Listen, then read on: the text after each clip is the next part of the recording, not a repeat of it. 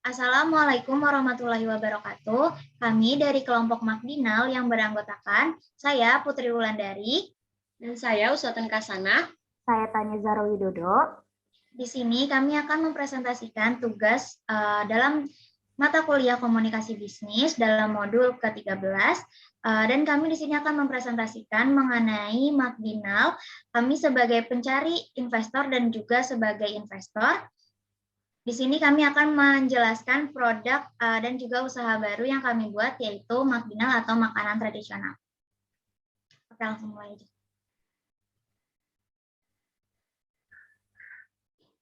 Dari Nia. Oke, halo semuanya, selamat siang. Hari ini kebetulan saya memiliki lumayan cukup dana. Saya ingin mencari anak muda yang pengusaha untuk menaikkan bisnis mereka. Saya lumayan tertarik dengan proposal kalian ini sudah kalian buat. Tapi sebelumnya boleh kalian untuk run through dulu apa aja sih yang akan kalian kasih ke saya gitu. Oke. Terima kasih sebelumnya kepada Kak Tania Zahro, selaku investor yang berminat dan juga tertarik dengan proposal bisnis yang telah kami buat ya, Kak. Oke, jadi langsung aja aku share screen dulu ya, Kak. Iya, silakan.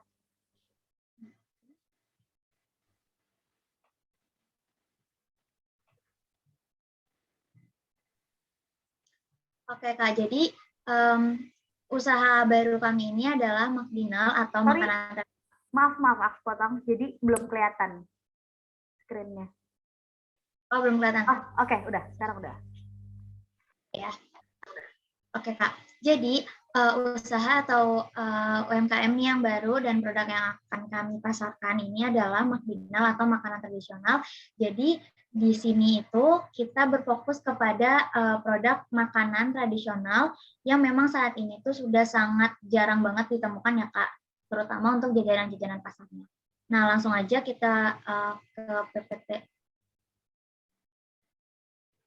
Oke, untuk bisnis profilnya, jadi Makdinal ini adalah sebuah usaha yang menjual makanan tradisional yang sudah diresepkan oleh resep kekinian, yang dimana kami sebagai anak muda tidak ingin melihat makanan tradisional ini punah dan tetap ingin menjadikan makanan tradisional dapat dinikmati oleh berbagai kalangan serta bisa dinikmati banyak orang, terutama anak muda agar tidak lupakan kebudayaan dan juga keanekaragaman Indonesia.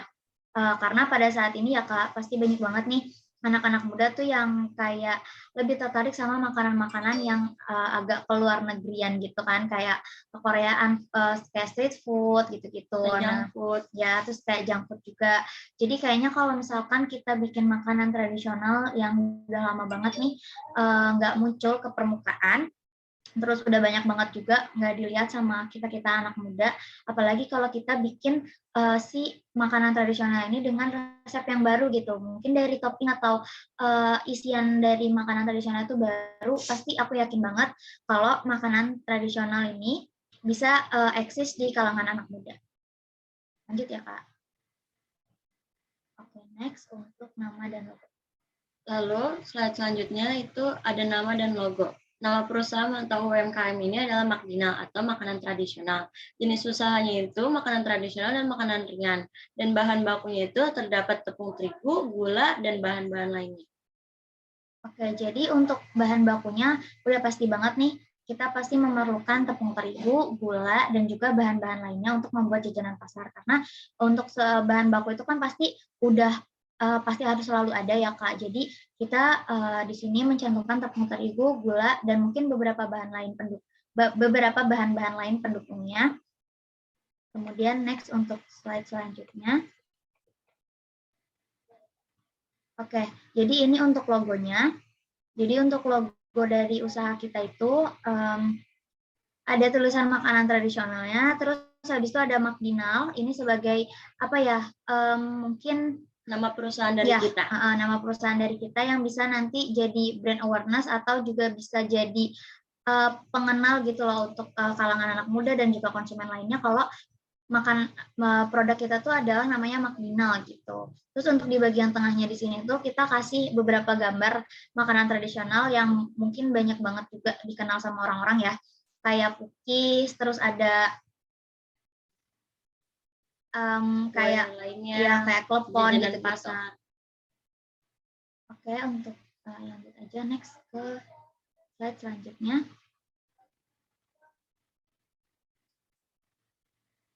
Jadi untuk filosofi logonya ini terdapat ada warna coklat yang melambangkan rasa yang manis dan lezat. Sedangkan dari sisi psikologis ini, warna ini memberikan kesan yang hangat, manis, serta setia.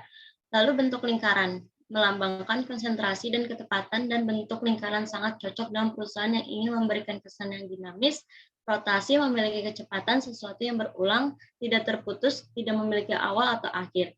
Abadi, memiliki kualitas, dapat diandalkan, sesuatu yang sempurna, serta kehidupan.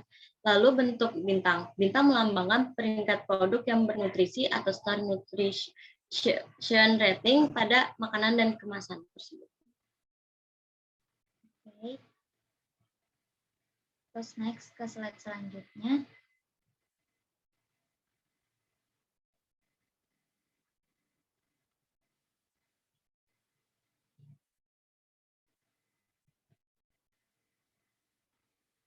Untuk slide selanjutnya itu ada filosofi dari perusahaannya. Mohon maaf ya Kak, ini ada kendala di PPT-nya, jadi mohon tunggu sebentar. Oke, nggak apa-apa. Oke, langsung next ada filosofi perusahaan. Jadi McDinal ini tuh kita bikin perusahaan ini dengan nama McDinal itu berasal dari ide yang muncul karena banyaknya makanan atau jajanan modern yang bermunculan yang membuat makanan atau jajanan tradisional itu lambat laun menghilang. Yang seharusnya lebih dilestarikan agar anak-anak muda zaman sekarang ini bisa merasakan juga gitu rasa jajanan tradisional yang mungkin dulu menjadi makanan pokok atau menjadi makanan yang memang sangat favorit gitu kan di kalangan generasi 80-an atau 90-an terhadap makanan atau jajanan yang sering banget mereka konsumsi gitu. Kemudian untuk slide selanjutnya,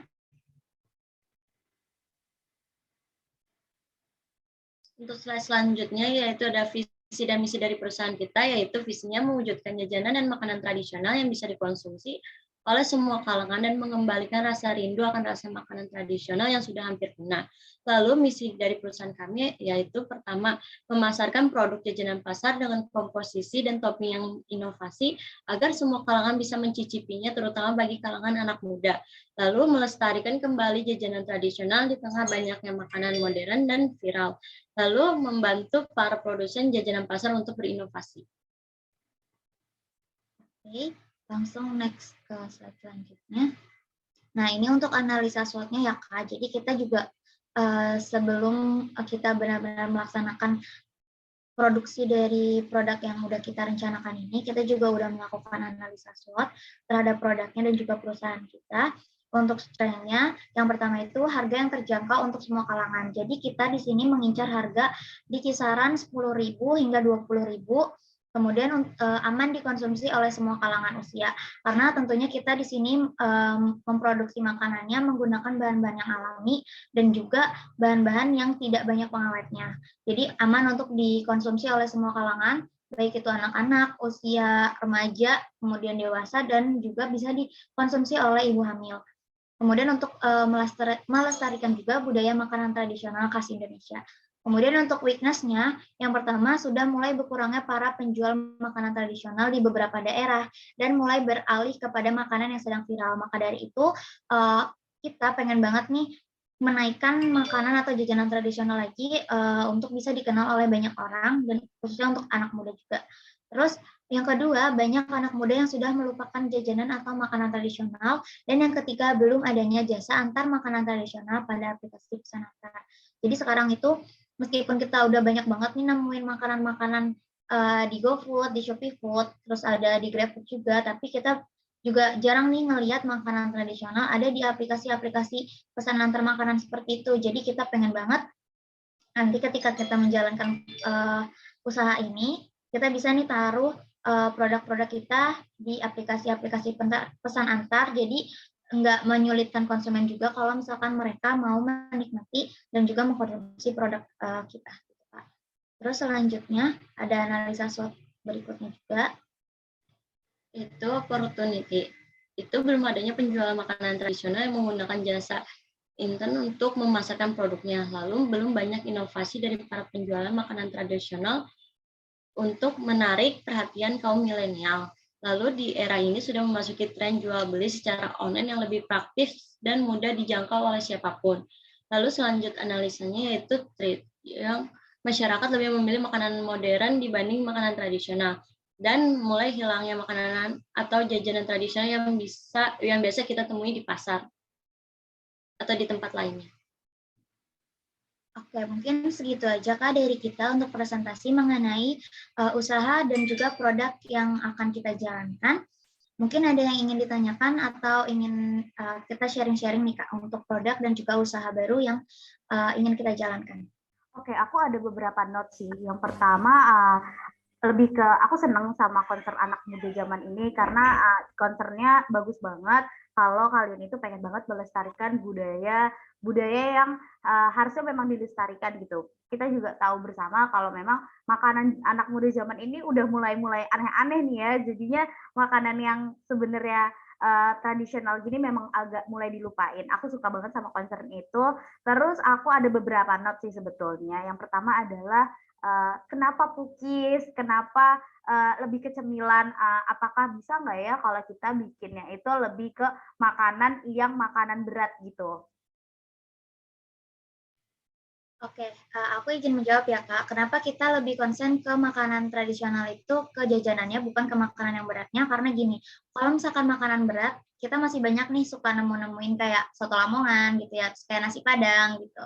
Terus mungkin kayak soto Betawi gitu kita masih banyak banget bisa nemuin. Tapi kalau misalkan untuk jajanan pasar kayak klepon, terus pukis, terus mungkin kue putu itu kan masih banyak banget yang jarang kita temuin ya Kak. Atau beberapa makanan lainnya kayak awuk gitu-gitu kan itu masih jarang banget tuh kita temuin atau kayaknya udah nggak pernah lagi deh kita temuin. Dan paling sering munculnya itu di pagi hari. Iya benar. Buat sarapan. Benar-benar. Dan itu juga cuma beberapa aja yang jual kayak gitu. Jadi kenapa kita fokusnya ke jajanan ya karena itu Kak, karena kita pengen banget nih melestarikan makanan itu, jajanan itu dan pengennya sih mereka bisa nemuinnya tuh kapan aja waktunya. Kalau sekarang kan biasanya ditemuinnya cuma pagi doang ya kayak buat sarapan kayak gitu. Nah kita tuh pengennya itu tuh juga bisa ditemuin kapan aja. Dan kenapa kita fokusnya di jajanan? Karena sekarang makanan yang berat pun masih banyak itu kalau bisa ditemuin. Kecuali jajanannya kan dia ringan kan, makanan ringan gitu kan. Nah itu yang susah tuh untuk kita temuin sekarang. Gitu. Dan jajanan itu sangat murah. I see, oke. Oke, masuk sih untuk range harganya dari 10.000 sampai kayak 20.000, oke masuk untuk sebuah jajanan. Nah, kalau untuk minuman itu gimana? Apakah bisa masuk ke McDinal ini sendiri atau namanya McDinal ya udah cuma makanan tradisional aja. Kalau misalkan minumannya gimana? Oke, kita izin jawab ya Kak. Jadi kalau misalkan untuk minuman, mungkin kita saat ini belum fokus banget kali ya untuk pembuatan dan produksinya.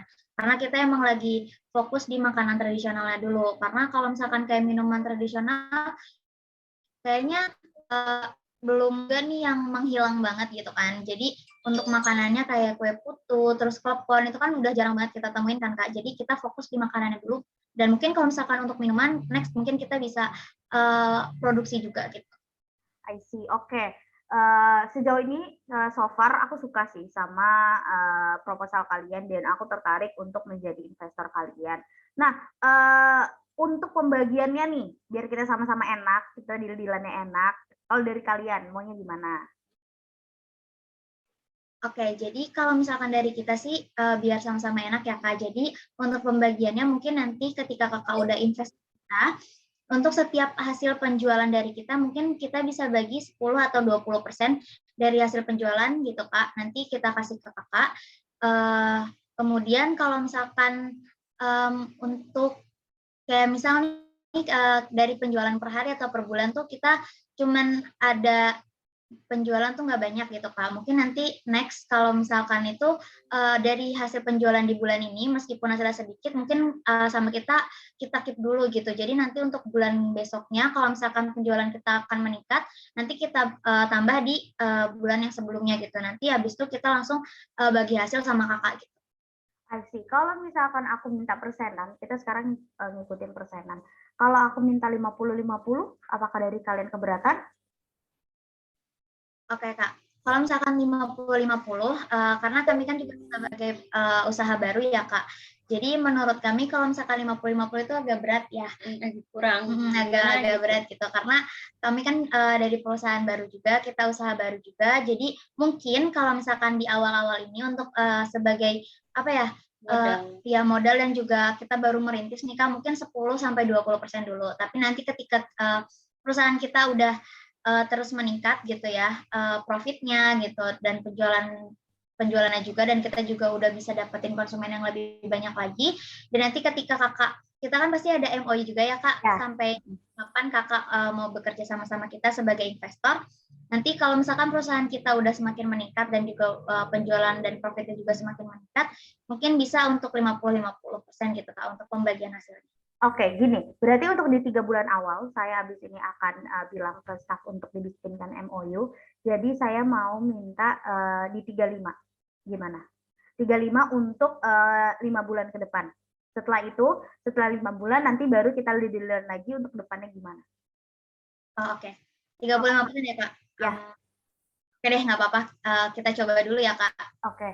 Nah, untuk segmentasi bisnisnya ini kan marginal. Terus nanti kalian akan menggunakan promotionnya tuh apa aja? Oke, untuk promotionnya kita menggunakan sosial media karena di sini dari partner aku juga Uswatun biasanya mengolah sosial media ya Kak. Jadi untuk konten-kontennya, terus poster dan segala macamnya yang ngurus dari Uswatun. Jadi kita fokus di sosial medianya dulu seperti Instagram dan juga TikTok. Terus habis itu dan e-commerce sebenarnya kita mau menjalankan juga untuk e-commerce, cuman karena kita makanannya itu nggak pakai pengawet dan juga mungkin kadaluarsanya itu agak cepat, jadi mungkin nanti kita akan pikirin lagi untuk penjualan melalui e-commerce, dan mungkin untuk penggunaan tadi kita juga udah jelasin kan kayak penggunaan penjualan di GrabFood, terus habis itu di Shopee Food dan juga di GoFood gitu. Jadi pemasarannya melalui aplikasi pesan antar juga. Oke, siap. Oke, udah terjawab semuanya. Dan berarti kita tinggal MOU, berarti nanti bisa dikirimkan ke email saya, habis itu nanti kita baru akan ini ya, tanda tangan ya. Ya, siap Kak. Oke, siap. Kalau gitu berarti kita deal di 35% pembagiannya, saya akan masukin 100 juta pertama. Oke? Oke Kak, terima kasih banyak. Terima kasih banyak ya Kak atas waktunya dan sudah bersedia untuk mendengarkan kami berdua untuk menjelaskan produk dan juga usaha baru yang akan kami jalankan. Baik, oke. Kalau begitu, terima kasih untuk presentasinya hari ini. Proposalnya akan segera saya kirimkan. MOU-nya akan segera saya kirimkan dan sudah ada tanda tangan saya. Nanti tinggal dikirim balik melalui email. Terima kasih semuanya. Selamat siang. Terima kasih Kak. Selamat siang. Oke, dengan berakhirnya percakapan kami, maka berakhir pula untuk pembuatan video tugas dari komunikasi bisnis. Saya Tania Zahra Widodo pamit. Saya Putri Wandari dan juga Uswatun Krasana Sunata. Terima kasih. Wabillahi taufiq wal hidayah. Wassalamualaikum warahmatullahi wabarakatuh.